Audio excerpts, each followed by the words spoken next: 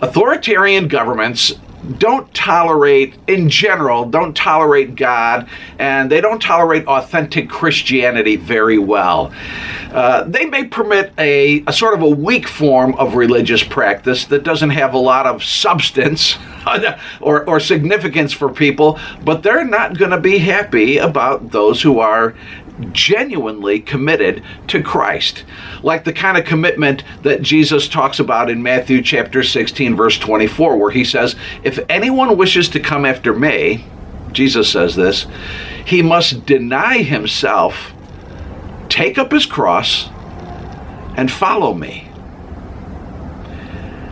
They don't like that too much, of course. Now, when I talk about authoritarian governments, I'm talking about a place like Russia, of course, but there are softer forms of authoritarianism that are happening around the world too. You see, Christianity requires Jesus to be recognized and acknowledged as most important. Of course, for the Christian who understands the faith properly, Jesus has our highest devotion. He is supreme over everything else. He's the King of Kings. He's the Lord of Lords.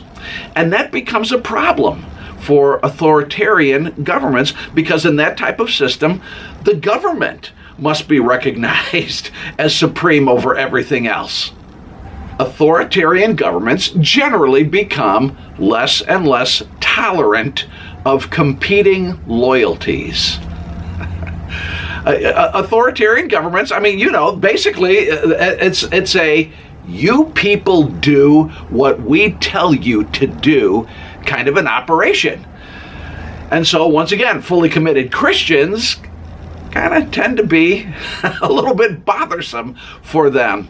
One time Jesus was talking about sort of a proper understanding and a proper interaction with the government. And he said this, he said, render unto Caesar, that was, sort of speaking of the government there, render unto Caesar the things that are Caesar's, and unto God the things that are God's. So Jesus acknowledged that there's a place for government. Oh yes, yeah. And hopefully the government will be, a good one. Hopefully it will serve a good and helpful role, a healthy role in people's lives. We hope that would happen. But of course, there's a place for God, too. You say, Dan, what belongs to God? Well, our highest loyalty, our highest devotion, our obedience, and our primary commitment. That's God's. And that's not going to be popular with some forms of government.